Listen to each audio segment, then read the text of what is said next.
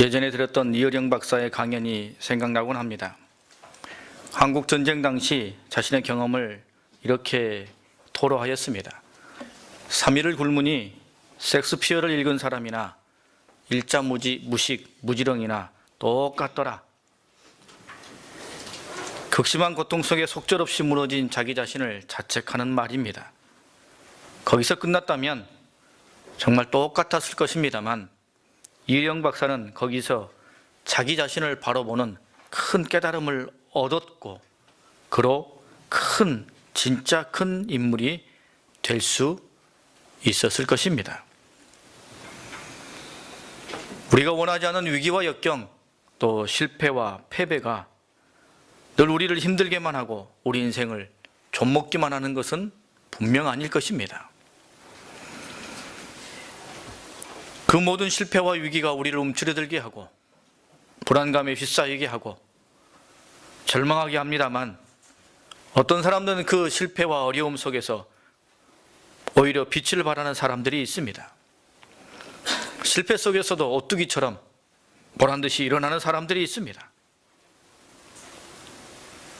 평상시에는 그저 평범한 사람처럼 보였으나 역경과 위기 앞에서는 불굴의 의지를 보이고 뜻밖의 능력을 보여주는 사람들이 있습니다. 평소에는 부드럽고 온화한 사람이었지만 어떤 일 앞에서는 용사가 되는 사람들이 있습니다. 성도 여러분, 우리 앞에 혹 위기와 역경이 있습니까? 지금 실패와 패배를 맛보고 있습니까? 거센 파도 한가운데 있습니까? 그 속에서 우리는 어떤 사람입니까? 나는 지금 무엇을 하고 있습니까? 오늘 우리가 읽은 본문의 말씀은 매우 치욕적인 사건을 배경으로 하고 있습니다. 이스라엘의 숙적 블레셋과 전쟁을 치르던 중 블레셋의 일격에 한 번의 전투에서 4,000명이나 전사하게 됩니다. 두려움과 공포에 사로잡힌 이스라엘의 장로들, 그러지 말았어야 했음에도 실로에 모셔두었던 하나님의 언약궤를 전투지인 에벤에셀 자신들의 진영으로 모셔옵니다. 이것을 통해 승리를 꾀하고자 한 것입니다. 얄팍한 인간의 마음으로 언약궤를 마치 블레셋을 물리치는 부적처럼 사용을 한 것이죠. 결국 이스라엘은 다음 전투에서 대패를 하게 됩니다. 3만 명이 전사를 하고 엘리 제사장의 두 아들인 홈니와 비느하스가 죽임을 당하게 됩니다. 그리고 너무나 어처구니 없게도 하나님의 언약궤도 블레셋에게 빼앗기고 맙니다. 그들이 그렇게 소중하게 여기고 귀하게 여기는 것이었으니 자기들이 다 죽는 한이 있더라도 이 언약궤를 지켜야 했음에도 그들은 살려고 언약궤를 내팽개치고 도망간 것입니다. 이스라엘 백성들이 받은 충격과 혼란 말할 수 없었을 겁니다. 그러나 그것보다 더 치욕스러운 것은 우리 하나님의 영광과 이름이 땅에 떨어졌다는 것입니다. 하나님의 임재의 상징인 언약궤가 마치 전리품처럼 블레셋의 우상인 다곤 신전에 바쳐졌습니다. 하나님의 언약궤가 다곤 신전에 바쳐진 것을 알았음에도 불구하고 이스라엘은 자신들의 힘으로 그것을 다시 되찾아올 수 없었습니다. 그저 마음속에 품을 수 있는 거라면 하나님께서 뭔가 행해 주시기를 기대하고 고대할 수밖에 없었던 것이죠. 반면에 블레셋은 아무 일도 일어나지 않아 자신들의 신이 진짜 신이고 자신들의 신이 더 힘센 신임을 보여주려는 심산으로 거기에 하나님의 언약궤를 갖다 두었을 것입니다. 여러분, 하나님의 임재의 상징인 언약궤이니 하나님께서 함께 해주시는 이스라엘 백성이니 이 지경이 되기 전에, 이런 실패와 치욕을 맛보기 전에 하나님께서 미연에 뭔가 행하셔야 하지 않았을까요? 하나님께서 권능을 보여주셔야 하지 않았을까요? 우리는 그런 마음을 갖기 쉽습니다. 하지만 여러분, 하나님은 우리의 생각을 뛰어넘으십니다. 하나님께서는 치욕을 감내하시면서까지 인간을 향한 메시지와 약속을 주시는 분이십니다. 하나님이 함께 하시는 이스라엘이지만 그들에게는 늘 위기와 역경이 몰려왔습니다. 그들이 믿음에 좋을 때도 마찬가지였고, 그들이 믿음이 연약해져 원망과 불평으로 가득 차 있을 때도 언제나 위기와 역경은 그들 앞에 친구처럼 들러붙었습니다. 왜 이런 역경이 다가오느냐? 왜 이런 위기가 다가오느냐? 이것을 묻기 이전에 가장 먼저 중요한 건 그 위기와 역경 속에서 무엇을 하고 있느냐가 사실은 제일 중요한 겁니다. 그 위기와 역경 속에 어떻게 하고 있느냐, 이것이 제일 중요한 겁니다. 그 다음에 왜 이런 위기가 왔느냐라고 물어도 듣지 않습니다. 하나님의 성도는 위기와 역경을 통해 더 견고해지는 것이고, 성도는 더 성도다워지는 것입니다. 하나님께서는 오늘 이스라엘 백성들을 향하여 오늘의 말씀과 사건을 통해, 아니 오늘 우리들에게 우리가 성도로서 어떤 믿음의 길을 걸어가야 할지를 다시 한번 보여주고 있습니다. 다곤 신전에 전리품처럼 놓여진 하나님의 언약궤, 이 치욕과 패배 속에서 하나님께서 이제 놀랍도록 역사하시기 시작합니다. 블레셋은 하나님의 언약궤를 도저히 감당할 수 없었습니다. 언약궤가 그들 가운데 있는 동안에 수많은 일들이 일어나게 되죠. 언약궤 앞에서 자신들의 신인 다곤 우상이 넘어져 손목이 끊어지고 목이 부러져 몸뚱이만 나뒹굴었습니다. 그 지역 사람들에게는 극심한 독종이 퍼져나갔습니다. 이에 이들이 언약궤를 다른 도시로 옮깁니다. 그 도시에서는 더 심한 독종이 일어났습니다. 그들이 언약궤를 다음 도시로 옮겼습니다. 그랬더니 그 도시에서는 죽음이 임하게 되고, 죽음을 면한 자들은 극심한 독종으로 인해 고통을 받게 됩니다. 이렇게 하나님의 언약궤는 아스돗에서 가드로, 가드에서 에그론으로 옮겨져 갔고, 가는 곳마다 하나님의 살아계심을 재앙으로 그들 가운데 임하여 나타내 주셨습니다. 방금 전까지는 이스라엘의 패배의 상징이요 블레셋의 승리의 상징이 되었던 언약궤가 이제는 하나님의 임재의 상징으로 다시 회복되었습니다. 실패와 역경 속에서 하나님의 살아계심은 더욱 빛을 발한 것입니다. 하나님께서는 이것을 통해 이스라엘과 오늘을 살아가는 우리들에게 분명한 메시지를 전해주고 계십니다. 위기와 역경 혹은 실패와 좌절 속에서도 성도는 살아있어야 한다. 성도는 빛을 발해야 된다 라는 것을 보여주십니다. 원하지 않는 환난과 위기 속에 내몰린다 할지라도, 다른 세상 사람들은 거기에 절망하고 좌절하여 모든 것을 포기한다 할지라도, 하나님의 백성들은 그 현장에서 오히려 살아있어야 된다, 오히려 빛을 발해야 된다 라고 우리에게 보여주시는 것입니다. 여러분은 어떻게 하는 것이 성도로서 역경과 위기, 실패와 패배 속에서 살아있는 것이겠습니까? 첫 번째는 나로 인한 변화를 이루어가는 것입니다. 하나님의 언약궤를 자신들의 다곤 신전에 두었을 때 블레셋은 하나님의 언약궤가 아무것도 아니라고 생각했습니다. 자신들의 힘과 기회에 짓눌려서는 그냥 가만히 얌전히 있는 듯 없는 듯 그렇게 놓여져만 있을 것이라고 생각했습니다. 하지만 하나님의 언약궤는 그곳에 놓여지는 그 순간부터 역사하기 시작했습니다. 그들 안에 있는 동안 내내 놀라운 일들을 행하십니다.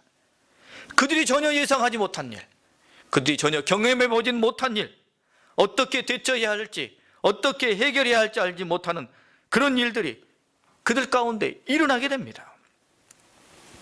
하나님의 언약궤가 그들 가운데 머문 7개월 동안 그들은 매일매일 충격과 반전을 경험합니다. 하나님의 언약궤가 일으킨 변화입니다. 그들에게는 공포요 재앙이었습니다만 이것은 분명 하나님의 언약궤가 그들 가운데 있었기 때문에 그들 가운데 일어난 하나님의 역사하심이요 하나님의 행하신 변화인 것이죠. 우리 주님께서도 유대인 가운데 엄청난 변화를 일으키셨습니다. 바리새인, 서기관, 대제사장들, 그들이 도무지 예상 못한, 아니 감당할 수 없는 엄청난 변화를 일으키셨죠. 자신들의 생각과 간섭, 경험을 뛰어넘고 놀라운 기적과 이적을 행하시고 천상의 말씀을 권세 있게 선포하시고, 이를 통해 사람들이 변화되어지고 역사가 변화되고 사회가 변화되는 것을 그들은 도무지 감당할 수 없었습니다. 우리 주님께서는 어디를 가시든지 누구를 만나든지 새로운 변화를 늘 던져주셨습니다. 제자들을 부르실 때도 어부에게 깊은 데로 가서 그물을 내리라 고기 잡는 법을 가르치시고, 모두가 싫어하는 세리 삭개오의 이름을 불러주시고, 죄 없는 사람이 돌로 치라 말씀하시고, 안식일이지만 병든 자의 애절함을 외면치 않으시고, 사람들의 인기가 결정에 집중되었을 때 오히려 죽음을 말씀하시고, 그 십자가 지심을 위해 예루살렘에 당당히 들어가시고, 예수님의 공생의 삶, 이 모두는 세상과 사람들에게 툭툭 변화를 던져주는, 변화를 일으키는 삶이었습니다. 그런 주님이시기 때문에 블레셋 가운데 살아 역사하시는 전능하신 하나님이시기에 당신의 백성들인 성도들이 설령 위기와 역경에 내몰린다 할지라도, 실패와 패배 가운데 있다 할지라도 성도로서 살아있기를 원하시는 것입니다. 살아있기를 기대하시는 것이죠. 그 살아있음이 원망과 불평의 외침이나 고집과 독선의 완악함이 아니라 새로운 변화를 일으키는 것으로 나타나기를 기대하시는 것입니다. 그것이 또렷한 것이든 은근한 것이든 성도로 인한 변화가 그 속에서 일어나기를 기대하시는 것입니다. 여러분, 지금 내가 처해 있는 상황 속에 내가 속한 공동체 안에 나로 인한 변화가 있습니까? 변화가 일어나고 있습니까? 이게 성도가 살아있는 모습입니다. 마이클 프로스트 박사가 지은 모험으로 나서는 믿음이라는 책이 있습니다. 모험으로 나서는 믿음. 이 책의 제목만 기억하는 것도 우리에게 매우 유익하리라 생각됩니다. 아무것도 하지 않는, 아니 하지 못하는 무기력함과 무능력한 믿음보다는 모험을 주저하지 않고 모험을 찾아 믿음으로 나서는 놀라운 그런 삶을 통해 변화가 시작되는 것입니다. 그렇게 변화는 이루어지는 것이죠. 여러분, 다윗이 골리앗 앞에 선 것, 믿음으로 나선 모험 아닙니까? 모두가 다 숨죽여 이 골리앗 앞에 그 위세 앞에 패배와 모멸감에 엎드려 죽은 듯이 엎드려져 있을 때에 이 다윗만큼은 믿음을 가지고 모험으로 뛰어들었습니다. 거기서 변화가 일어나는 겁니다. 거기서 변화의 역사하심이 드러나게 되는 것이죠. 어느 청년이 좋은 기업에 취직을 했습니다. 그리고 그는 매일 아침 이렇게 기도하며 하루를 시작했습니다. 하나님, 제가 이 세상에 3,000명을 먹여 살려 하지 않겠습니까? 저를 통해 역사해 주십시오 라고 기도하며 하루하루를 살아갔습니다. 모든 문제 앞에 기도로 매달리며 하나님의 도우심을 구했습니다. 회사에 크고 작은 문제가 있을 때마다, 혹은 중요한 계약이 있을 때마다 그는 많은 성도들에게 기도 부탁을 하며 주어진 일에 최선을 다했습니다. 그렇게 그가 도전하며 이런 삶을 살아가자 직장 동료들 사이에 새로운 변화가 일어났습니다. 김대리, 나 이번에 이 계약 꼭 성사돼야 돼. 기도해줘. 여러분, 예기치 않게 회사가 직급이 아닌 기도하는 사람 중심으로 돌아가는 겁니다. 그 회사가 은연중에 기도하며 하나님을 바라보는 회사가 되어가는 겁니다. 그럴수록 기적과 같은 일들이 더 많이 일어나게 되는 거죠. 하나님의 섭리와 인도하심을 경험하게 되는 것입니다. 거대한 조직, 공동체 안에 들어가 엄청난 변화를 만들어낸다는 것은 거의 불가능합니다. 위기와 실패 속에서 좌절하지 않고 새로운 변화를 만들어낸다는 것 거의 불가능하죠. 오히려 그 조직에 매몰되거나 그 공동체에 합류되는 것 혹은 실패 속에 주저앉기가 쉬운 겁니다.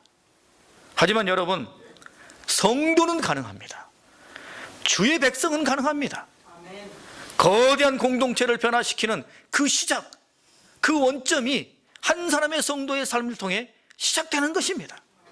놀라운 역사하심이 그 작은 기도 하나를 통해 이루어지기 시작하는 것이죠.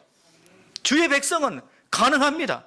왜냐하면 우리 뒤에는 능하신 하나님이 함께 하시기 때문입니다. 다곤 신상을 무너뜨리고 심한 독점으로 징벌을 행하시는 권능의 하나님, 그 하나님이 우리와 함께 하시기 때문이죠. 우리 힘으로 하라고 한다면 할 수 있겠습니까? 우리 힘으로 그것을 이뤄낼 수 있겠습니까?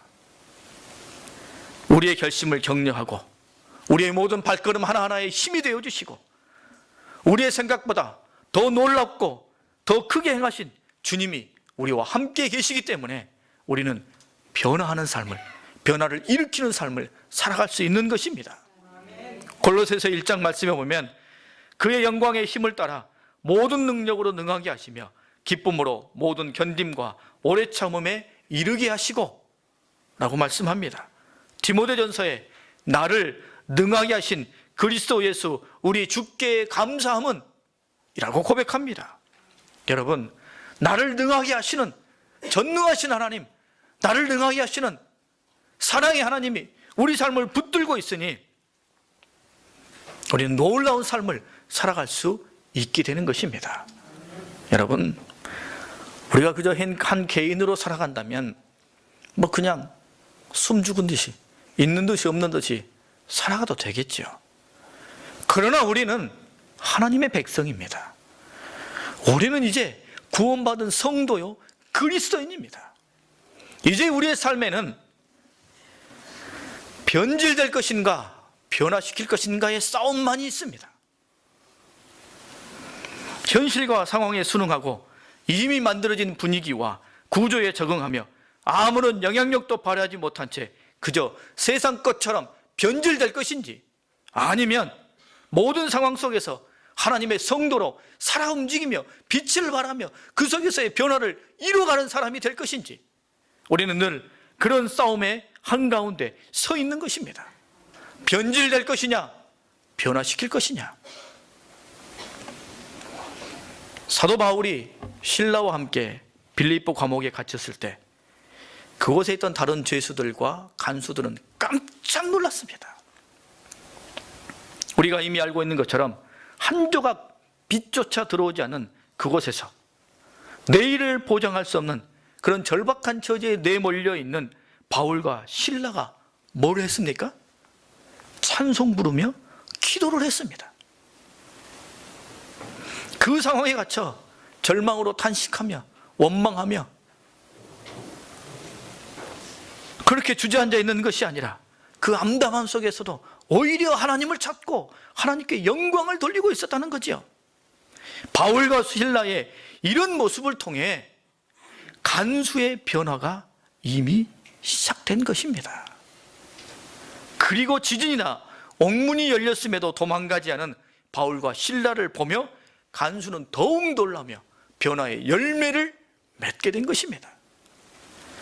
사도행전 16장에 보면 간수가 등불을 달라고 하며 뛰어들어가 무서워 떨며 바울과 실라 앞에 엎드리고 그들을 데리고 나가 이르되 선생들이여 내가 어떻게 하여야 구원을 받으리까?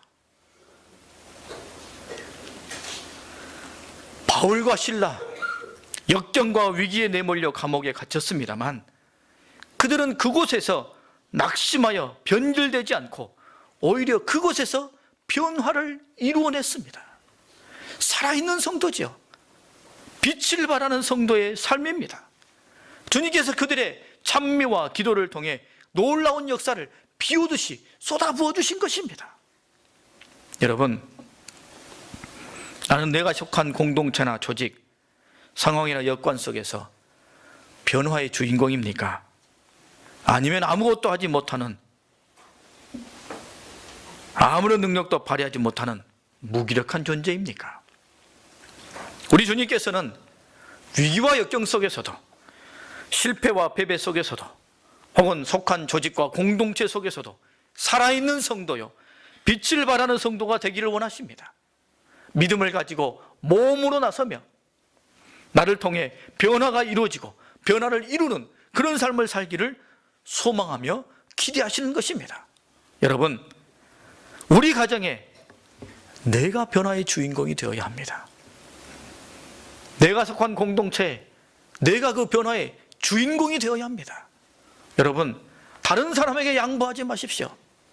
아무개가 변화의 주인공이고 나는 그저 뒤나 졸졸 따라다니리, 이런 생각하지 마십시오. 오늘 하나님께서 우리에게 말씀하십니다. 네가 그 변화의 주인공이 되어라. 너를 통해 변화가 이루어지기를 하나님께서 기대하시며 바라신다는 것입니다. 두 번째는 위기와 실패를 반전의 기회로 보아야 합니다. 위기와 실패 속에서도 살아있다는 것은 오히려 위기와 실패를 반전의 기회로 삼는 것을 말합니다.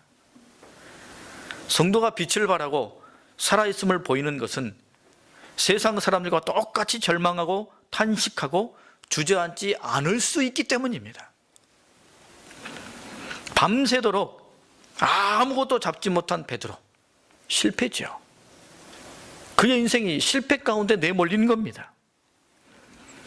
그런데 이 실패 속에서도 베드로는 자신의 이 실패를 반전의 기회로 삼았습니다. 밤새도록 고기 한 마리를 잡지 못하고 돌아온 어부 베드로에게 주님께서 깊은 곳에 가서 그물을 내리라 라고 말씀합니다. 여러분, 우리 같으면 그 말 듣고 어떻게 하겠습니까? 저 마음 깊은 곳에서부터 저항감이 둥 하고 튕겨나오지 않겠습니까? 지금 밤새도록 패배한 자기 인생에 대한 모멸감과 그 모든 불만과 원망, 누군가 대상만 있으면 화풀이하고 싶은 심정인데 그 잘 누가 건드려준 것 아닙니까? 잘 만났다 하고는 우리 안에 있는 울분을 다 쏟아버리지 않겠습니까? 그런데 베드로는 이 패배의 순간에 이것을 반전의 기회로 삼았습니다. 그러니 주님의 수제자가 되는 겁니다. 하나님의 언약궤 치욕스럽게도 블레셋에게 빼앗겼습니다. 이스라엘이 빼앗긴 겁니까? 하나님이 빼앗긴 겁니다. 언약궤가 빼앗긴 것을 보고 이스라엘 성도들, 이스라엘 백성들의 마음속에 이런 생각이 들었을지도 모릅니다. 하나님이 진짜 살아계신 하나님인가? 우리가 믿었던 하나님이 진짜 전능하신 하나님인가? 이런 마음이 생겼을지도 모릅니다. 그런데 하나님께서는 언약궤를 블레셋에게 빼앗겨 주십니다. 그리고는 그곳에서부터 하나님께서 반전을 이루십니다. 놀라운 역사를 행하시는 것을 통해 블레셋, 이스라엘 모두가 다 하나님은 진정 살아계신 분입니다 라고 두 손 들게 만드신 거예요. 하나님의 사람 다니엘, 여러분, 그가 바벨론으로 포로로 잡혀갔죠. 포로였습니다만 그는 그곳에서 하루에 3번 하나님께 기도했습니다. 은혜로 다리오 왕 3명의 총리 중에 하나가 되었습니다. 총리가 됐습니다. 그럼에도 그는 여전히 하나님께 기도했습니다. 악한 사람들이 괴계를 짰지요. 앞으로 누구든지 30일 동안 왕 외에 다른 신에게나 다른 사람에게나 무슨 도움을 구하면 사자굴에 던져 넣기로 조례를 정했습니다. 여러분, 다니엘은 이것을 알면서도 기도를 멈추지 않았습니다. 30일 동안만 기도하지 않으면 아무 문제 없는 건데 다니엘은 이 위기를 반전의 기회로 삼았습니다. 무슨 기회로요? 자신의 믿음, 하나님을 향한 자신의 믿음을, 흔들리지 않는 믿음을 보일 기회로 삼았습니다. 하나님과 세상과 사람들에게. 성도의 믿음은 어느 때 드러납니까? 위기의 순간에 드러나는 겁니다. 성도의 믿음은 역경과 환난의 순간에 드러나는 겁니다. 패배의 순간에 드러나는 거죠.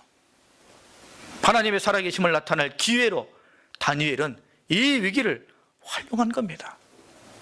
여러분, 이렇게 말할 수도 있겠죠. 위기 앞에 지칠 대로 지쳤습니다. 실패에 이르기까지 이미 가진 모든 것을 다 사용했으니 반전의 기회는커녕 숨쉴 힘조차 남아있지 않습니다 라고 말하고 싶을 겁니다. 실제 그렇게 맥이 탁 풀려 손 하나 까딱할 수 없는 어려움에 처해 있는 사람도 있을 겁니다. 그러나 여러분, 그 순간에 누가 우리와 함께 하십니까? 우리 주님께서 우리와 함께 하십니다. 우리를 통해 우리에게 은혜 베풀어 주시는 아버지가 되시는 하나님이 우리와 함께 해주십니다. 그 하나님께서 우리를 절망 속에 그냥 내버려 두지 않으시는 것이죠. 우리가 잘 아는 갈멜산에서의 엘리야, 그가 이방의 제사장들과의 영적 전투에서 멋지게 승리했습니다만 이세벨의 쫓김을 받아 그가 지칠 대로 지쳐 완전히 낙심해서 한 로뎀나무 아래에 쓰러져 하나님께 이렇게 고백했습니다. 하나님, 내 생명을 거두어 가소서. 죽기를 간청했습니다. 그렇게 지쳐 아무것도 할 수 없어 절망 가운데 잠들어 있을 때 누가 그를 어루만지셨어요? 하나님께서 그를 어루만지셨습니다.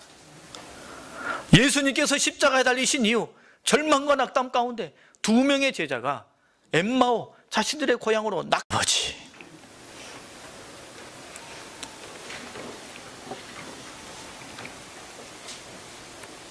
성도의 이 고백 속에 반전의 기회가 담겨져 있습니다. 우리 하나님은 모든 것에 능하신 하나님이십니다. 우리보다 뛰어난 하나님이십니다. 이사야 55장에 너희는 여호와를 만날 만한 때에 찾으라. 가까이 계실 때에 그를 부르라. 이는 내 생각이 너희의 생각과 다르며 내 길은 너희의 길과 다름이니라. 여호와의 말씀이니라. 이는 하늘이 땅보다 높음같이 내 길은 너희의 길보다 높으며 내 생각은 너희의 생각보다 높음이니라. 아멘. 우리 하나님께서 이와 같이 절망 속에 지쳐 쓰러지는 그 상황 속에서도 우리를 붙드시며 우리를 위해 놀라운 계획을 갖고 계심을 우리는 잊지 말아야 할 것입니다. 성도 여러분, 각자의 처해 있는 삶의 모양과 모습은 다 틀릴 것입니다. 그러나 한 가지 분명합니다. 우리는 그 속에서 오늘 성도의 살아있음을 보여야 합니다. 성도의 빛을 발해야 하는 것입니다. 믿음으로, 모험하는 마음으로 내 삶을 통해 변화를 이루며 역경과 위기를 도리어 하나님을 더 깊이 만나는 반전의 기회로 삼으셔서 하나님의 크신 능력을 받아 누리는 복의 삶이 될 수 있기를 바랍니다.